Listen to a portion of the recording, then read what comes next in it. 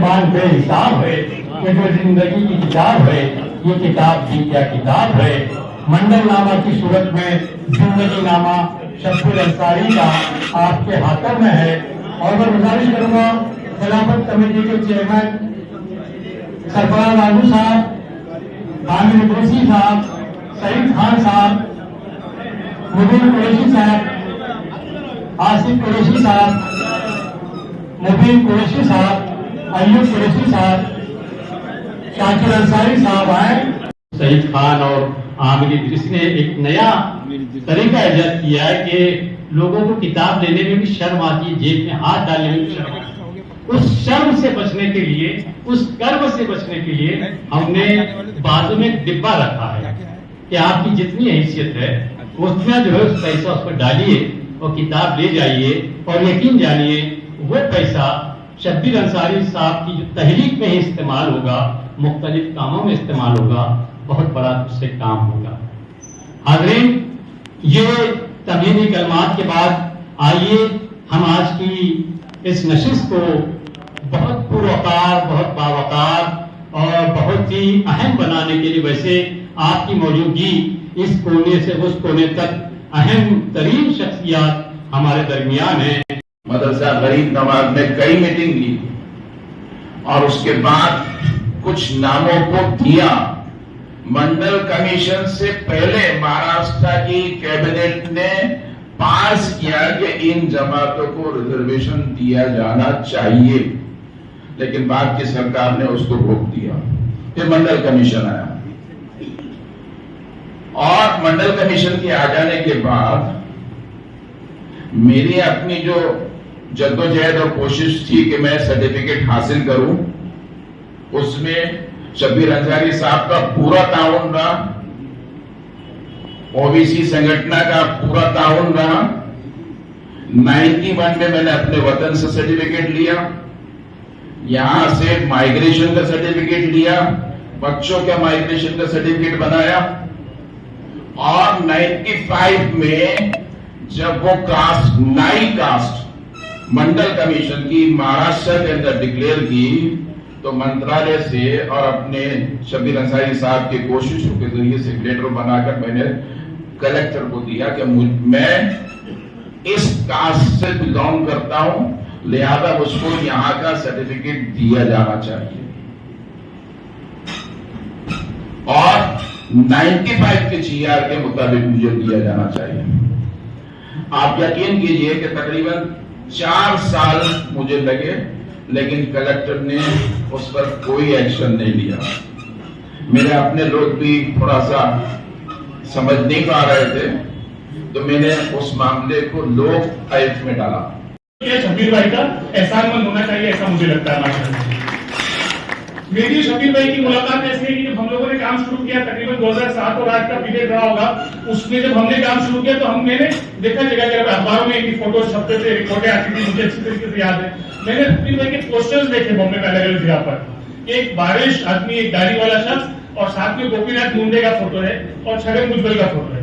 तो ये कॉम्बिनेशन मेरी समझ में नहीं आता था उस वक्त। मैं खुद नया सुसाइड कम्युनिटी में काम करने के लिए आ गया है, तो ये समझ में नहीं आता क्या बात है कि गोपीनाथ मुंडे के साथ एक दाढ़ी वाला आदमी जो है ये क्या कर रहा है, क्योंकि वो बीजेपी के जो है बड़े लीडर थे। फिर आहिस्ते आहिस्ते किसी न किसी प्रोग्राम के सिलसिले में शब्बीर भाई के ऑफिस में जाना आना शुरू हुआ, तो ये इतने अच्छे लगने लगे, इतने अच्छे लगने लगे कि मैं सईद भाई को बार बार बोलता यार बहुत अच्छा आदमी सईद भाई, हम लोग चल के इनसे मिलना चाहिए, उनसे बात करनी चाहिए, उनके साथ काम करना चाहिए। कल एक मीटिंग में शब्बीर भाई आपके यहाँ पर बहुत बार आया, जब आपसे बहुत ज्यादा ताल्लुक नहीं था हम लोगों का, तो उस बीच में क्या है ओबीसी जो अपनी ऑफिस है उस पर कई बार आना जाना हुआ, और उसमें एहसास हुआ कि शब्बीर भाई का जो फलसफा है, जो काम है, जो मूवमेंट है, वो चीज है जो कम्युनिटी को लेकर चलने की जरूरत है माशाल्लाह। तो मेरे सईद भाई क्योंकि हमारे साथी हैं, उस दौर से गाइड है हमारे, तो सईद भाई को जिक्र करना, सईद भाई हम लोगों को शब्बीर भाई का साथ देना चाहिए, और उस तरीके से जो फिर हम लोगों ने शब्बीर भाई के पास जाना आना शुरू किया अल्हम्दुलिल्लाह। और इस सिलसिला पिछले तकरीबन 14 सालों से शब्बीर भाई के साथ हम लोगों की। और ये शब्बीर अंसारी साहब एडवोकेट सुरेंद्र कुरैशी साहब का मन किया गया।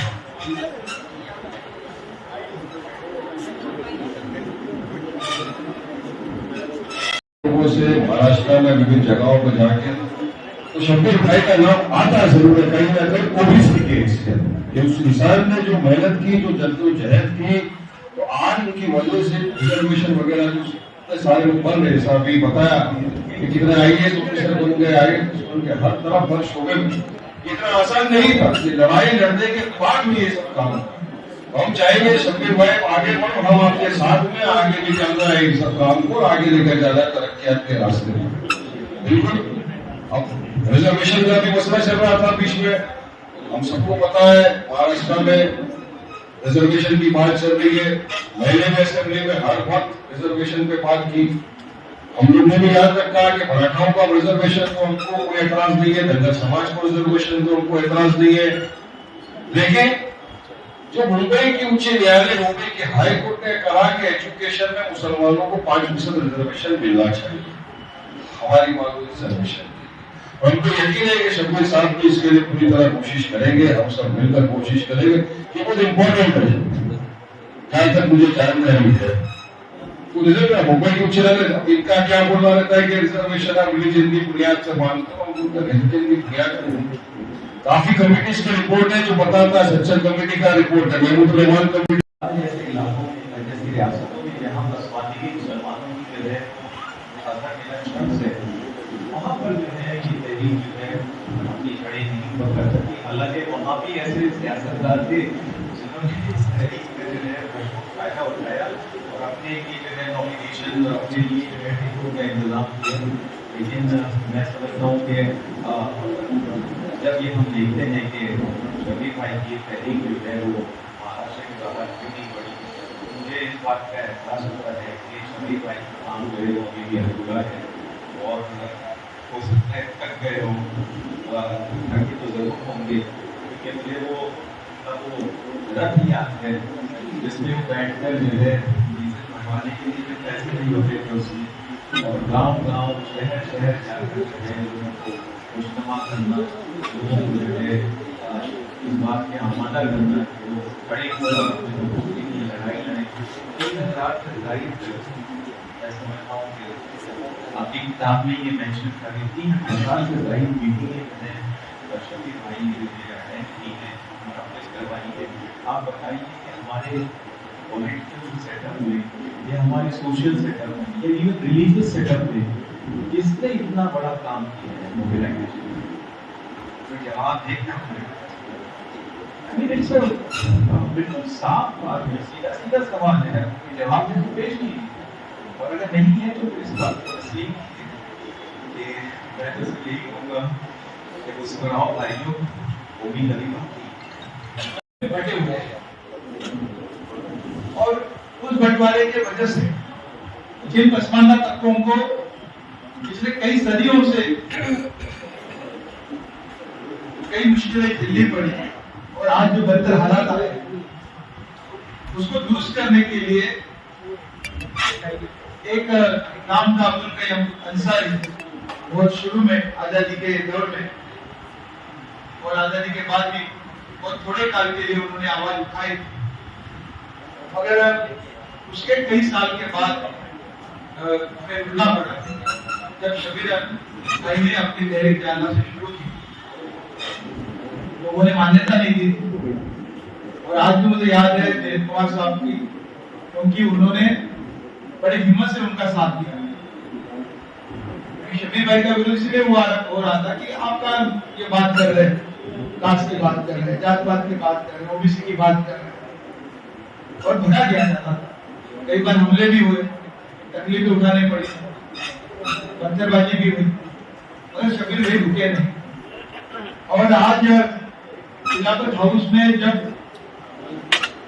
मौलाना साहब आपके मुंह से जब और आजमी साहब आपने उस अंदाज में जो उनको जो मान्यता वो बहुत बड़ी बात है, इसलिए दिल खुश हो गया कि शब्बीर भाई को मान्यता मिल चुकी। तो ये तो बहुत नौजवान थे और दूर अंदेश थे। जैसा सरफराज आरजू बहुत दूर अंदेश थे, वैसे कपिल पाटिल भी बहुत दूर अंदेश थे। उन्होंने कहा शब्बीर भाई ये मूवमेंट, ये तहरीक, ये चळवळ आपको मुसलमानों में काम करना होगा, चलाना होगी। छोटी उम्र में थे तो मैं कोशिश करता था समझने की कि है क्या। देखिए, इस मुल्क में कमीशंस बहुत बने, मुसलमानों के बहुत बहुत बड़े बड़े लीडर्स बने हैं। कमीशनों को कभी उन्होंने समझने की कोशिश नहीं की। एक मिसाल देता हूं मैं, गोपाल सिंह कमीशन, अगर जो मुसलमान समझ लेते, उसके लिए अगर जो किसी ने लड़ाई लड़ा है तो उसका नाम था असगर अली इंजीनियर। उस असगर अली इंजीनियर ने जो लड़ा है, हम उस वक्त समझ जाते, तो आज हमारी ये हालत हमको नजर नहीं आती। बिल्कुल हकीकत है। गोपाल सिंह कमीशन आज भी नहीं मालूम हमको कि क्या था, क्यों बनाई थी इंदिरा गांधी ने, किसके लिए बनाई थी। पूरा टोटली माइनॉरिटीज मुसलमानों के लिए था, और हमने उसको समझने की कोशिश नहीं की। और ना ही हमारे लीडरों ने, जिनको हम कायद कहते थे, जो हमारे मिनिस्टर थे, जो हमारे खासदार थे, जो हमारे आमदार थे, उन्होंने कभी समझने की कोशिश ही नहीं की। असगर अली जी चीखते चीखते रहा, समझे नहीं। उसके बाद मंडल कमीशन जब आया है, वो 75 में था, ये 78 में आया, कि क्या कमीशन था, हिंदुस्तान का दस्तूर क्या है और दस्तूर ने क्या कहा है, पता नहीं। मंडल कमीशन जब आया, उसने कुछ मुसलमानों को जाकर के बात की, तो उन्होंने कहा कि नहीं, हमारा इससे कोई लेना देना नहीं, ना ही हम इसके चक्कर में पड़ना चाहते हैं। मंडल कमीशन में अगर जो किसी ने बात की तो 2 ही मुसलमान थे, और वो कामरेड थे। जेएनयू के सबसे बड़े जो प्रोफेसर थे, उनके पास गया, उन्होंने कहा है सिस्टम्स है हमारे में, मगर मैं याद कह नहीं सकता हूं कि कितनी और कैसी है। और दूसरे साहब थे औरंगाबाद के मोइन शाकिर, उनसे पूछा, उन्होंने भी बताया, उनको समझ में आया। हमने भी यही कोशिश कर रहे थे, मंडल कमीशन है क्या, ये दस्तूर का दिया हुआ हक था और ओबीसी के लिए था।